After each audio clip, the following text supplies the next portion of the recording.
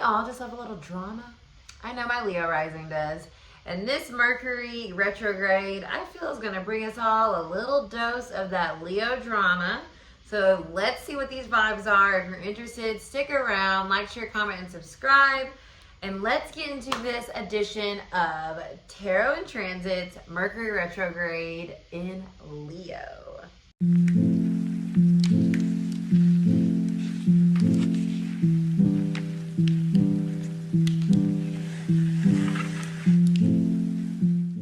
Bless. Okay, thanks you guys for hanging out with me. Let's do a little chitty chat about Leo energy, this Mercury retrograde energy. What is going on? What can we expect? It is happening on August 17th if you're on the West Coast, or early, like 12:45 a.m. on Friday the 18th on the East Coast, and will be retrograde all the way until August 10th, where it will face in direct on the 11th.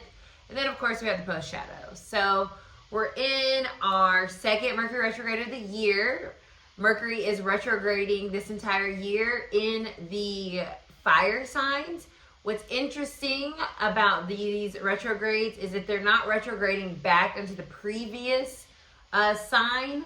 This will stay in Leo. So we're not going to go back into Cancer energy, thank God. We're going to stay in Leo energy, okay? So this is going to give us an opportunity to really like flesh out, work out some things that have been kinking up. Maybe our sense of creativity or our sense of like passion, and maybe things just needing some clarity around that, right? Our creative expression and our sense of self and our identity and like how we show up in this world, it's very connected to Leo energy. Leo is the actor of the zodiac, you know, the energy that is comfortable on stage and comfortable kind of like giving you a performance. And so with this Mercury energy in Leo, our minds, our communications are going to feel very passionate. They're going to feel very theatrical because we're letting our feelings speak through us in a way that we're maybe not holding back, and maybe we're not policing like how it's going to come across. It's fire, right? So it's just going to, you know, get things going, and it needs to express itself. And I think that this Mercury retrograde is really going to help us all express whatever we need to say from our hearts, you know, in a way that is true and honest, but also full of passion and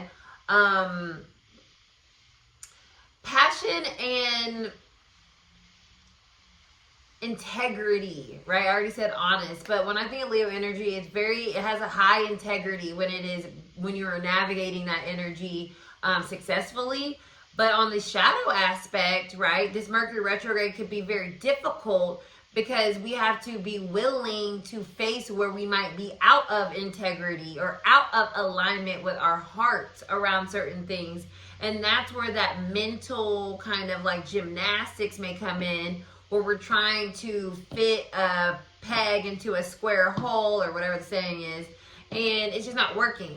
And Leo doesn't want to look stupid, you know, like I'm on stage right now, like I can't mess up. So that might be coming up as well during this retrograde, like having to kind of come to terms with the fact that maybe you were wrong, or maybe you had to reevaluate some things, and it's not easy. It's not easy being like, you know what, my bad, or you know what, this isn't working. So I think a lot of that's going to be coming up, of us realizing where something we may feel so deeply in our heart, maybe we have to rework it. Maybe we have to realize that it's, you know, not the time for it, right? Or it could also bring back some things that now makes a perfect time for us to reconnect with it, or reestablish it, or work with it again, or reconcile with someone, or restart a passion project, like whatever it is. It could also be in that way. So you'll know, obviously, through your experiences, how this retrograde is kind of like working through you. Definitely if you have Leo placements, definitely if you have Virgo or Gemini placements, because that's that mercurial aspect. And in general, fixed energy, since Leo is a fixed sign, will also kind of feel that this retrograde a little bit more prominently. Taurus, Aquarius, obviously Leo, and Scorpio will feel that kind of like energy a little bit more acutely, because it is targeting that fixed energy, which is helpful in a sense, because fixed energy stays put, and retrograde energy gives you an opportunity to shift some things around, trade some things out, refresh some things, realign, remove, like whatever you need to do. And for me, I have a Leo rising, I have a Taurus moon, I have a fixed square in my chart. So yeah, this whole year is like coming at the neck of fixed energy, I feel, because of Pluto now being in Aquarius, and Uranus moving out of Taurus, freeing that energy up. But when you free something up that's been locked in for so long, it kind of throws chaos into the situation. So that's just my personal experience. But yes, Mercury retrograde, this is less about techie things, right? Of course, it's still Mercury retrograde. That still might come into play, because I couldn't even go live on my YouTube, on my computer, because of whatever reason. So you're going to have those like classic things, but this is definitely much more surrounding like your expression of self, how other people see you, your interactions and connections with others, your creativity, your passion projects, your identity, how you show up. You might have it to even like defend yourself when Mercury goes retrograde, right, in Leo, because it can be that fiery sense of like fighting for yourself, fighting for your light to shine the way that you see that it shines, not the way other people are trying to get you to shine your light. Reclaiming that, right? Another reclaiming your light, reclaiming your power in a way that empowers you to feel good about who you are, what you're doing, how you're moving. If you've leaked that in some ways, or if you felt disconnected from that in some ways, I think this retrograde will help kind of reconnect us to our power center as well, because the solar plexus is connected to Leo energy. That is our energy center. That is our battery pack, so to speak. So I think that we can reclaim our time, our energy, our creativity during this retrograde. That might really help us feel like, okay, I feel good about what I'm putting out there, what I'm creating, what I'm producing. I feel good about my connections. I feel good about how I'm presenting, and that can help us like really feel sturdy moving forward once Mercury goes direct in whatever area kind of comes up and is highlighted during this time. So that's my little spiel. Let's go ahead and get into the collective energy. I'm going to, and it's really interesting, I just learned that I have a very strong ability, which I knew, but a psychic that I love, and I just love her. Her name is Christine. I can't call her last name right now, but she was like, you can tap into the collective very easily, and sometimes because of that, it kind of gets me a little jammed up about my own individual path. But I thought that was really interesting. So let's see what the collective energy is for this Mercury retrograde in Leo. What is the collective energy around Mercury in Leo going retrograde from from July 17th, 18th until August 10th, 11th? What is the energy for the collective? How is this Mercury retrograde energy showing up for us as a collective energy? Truth coming to light. First thing that came up. Two of Swords. Interesting. So there's that swords is that mercurial aspect, right? Even though this is Libra energy. But what I'm getting with this is it's going to bring a lot of things out so that we can really get the clarity on all the little pieces of our puzzle that is our life. When the Two of Swords is up, it's confusion, ultimately. And Mercury retrograde helps us get clarity by bringing everything out, bringing things back around so that we can look at it again. We thought we solved it. We didn't. We need to bring it back, right? We're retrograding, right? So the Two of Swords is interesting as our base energy because it's going to help us get clarity, but not without bringing everything out and putting it on the table. That will ultimately, initially cause, I feel, confusion about which direction we actually want to move in once Mercury is going direct, right? And I just kind of spoke about that a bit. So let's see what else is coming out. I'm going to pull all the cards. Interesting. Yeah, this is a really special Mercury retrograde, especially for those fixed signs, Leo energy. It's really going to help us reevaluate what we are investing in, Six of Pentacles, what we care about, what we actually want to exchange our energy with, right? Who we want to be in our play, who we want to be on our team, who we want to connect with, who we truly care about. With the Six of Pentacles here, we're not giving our energy and time and effort to things that don't match where we're trying to go.